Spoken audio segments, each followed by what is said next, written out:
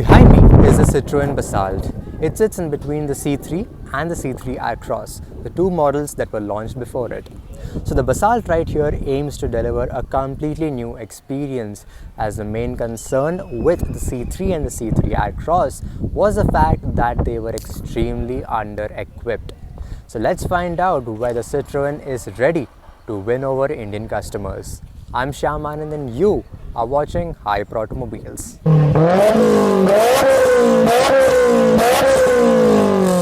The design looks unmistakably like a Citroën. You get the double chevron logo and LED projectors instead of the regular halogens on the C3 models. Down below, there are huge air dams with all real venting and no fakery. The side really highlights its coupe body style due to the roof that does swoop quite steeply towards the end. The Basalt sits on some smart-looking 16-inch wheels, whereas the C3 Aircross gets 17s. Ground clearance is 180mm and you do get electrically foldable mirrors. Something I really don't like are the flip-up door handles. I feel they are way too dated to be used in 2025. The roof slopes down to form a lip spoiler. There are two blisters over here which actually house the hinges for the boot. I do like the tail lights. They have a 3D effect, which means there's a depth between them.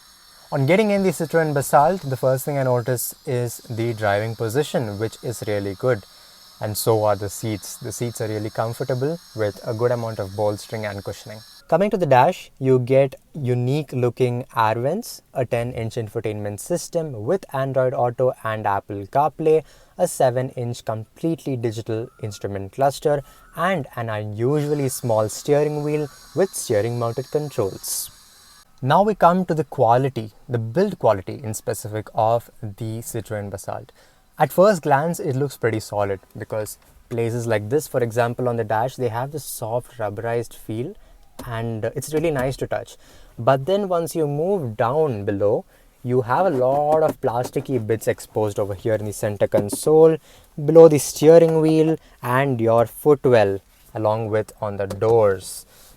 Now, in certain areas like the ones I mentioned, it is pretty evident that a lot of cost cutting has taken place. Apart from that, you have a reading light in the front, a vanity mirror for the passenger, some storage beneath your climate controls, a wireless charging pad below that, two very well sized cup holders in the center console, some more storage over here beneath your handbrake, and a center foldable armrest that slides along with some space below it. Finally, there is your traditional glove box that is very deep with huge door bins. So it's very evident that there's a lot of space to store your stuff in the Citroën Basalt. Let's move on to the rear seats. So I found something interesting when I got into the rear seats of the Basalt. I expected the rear seats to be higher than they are currently, and like in any other SUV, I thought that I could just slide in. So getting in is pretty easy because the doors open wide enough, but then your seating is way lower than I expected. It kind of feels like a sedan, to be honest, but I think it's just one of the coupe SUV characteristics. Once you are in the rear seats though, you can find yourself having very less headroom, and anyone over 6 foot in height will find it extremely difficult to fit in the rear seats of the Basalt. On the other hand, I do have a lot of knee room and a lot of leg room, and under thigh support is not much of a concern too.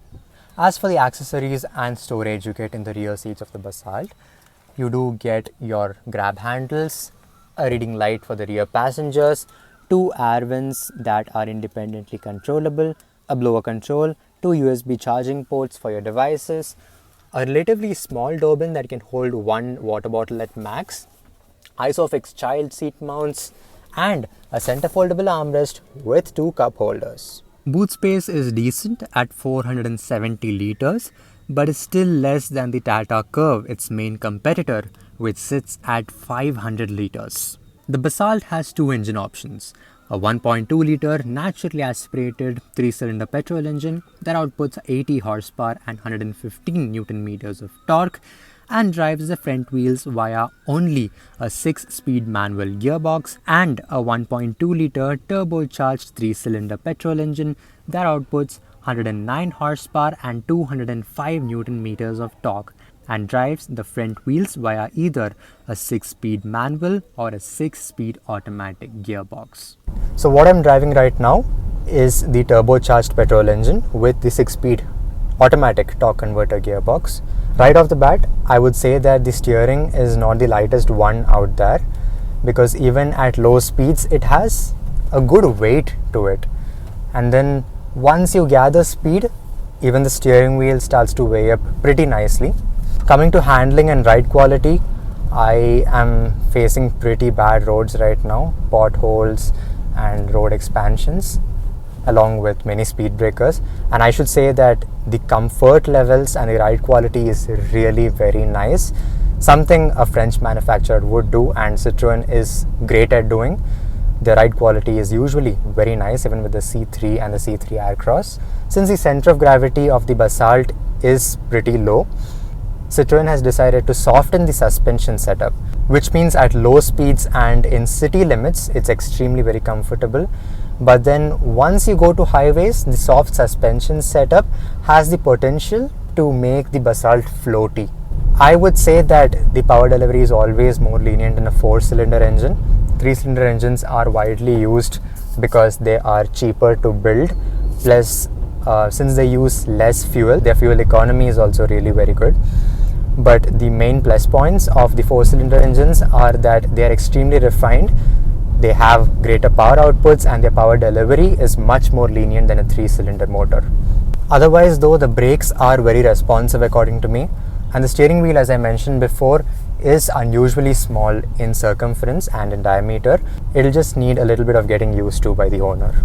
So then, now that we have all the facts and figures, what is my final verdict on the Citroën Basalt?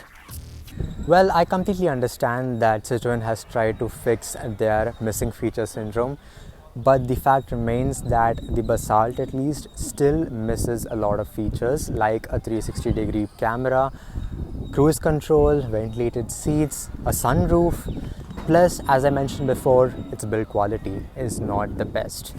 At first glance it may look great, but then once you dig deep down, you'll find a lot of scratchy, plasticky bits that are left exposed, and I think they can do a better job in build quality. However, I really like the design of the Basalt. I think it looks very unique, and you will know one when you see it on the road. And of course, finally, its comfort.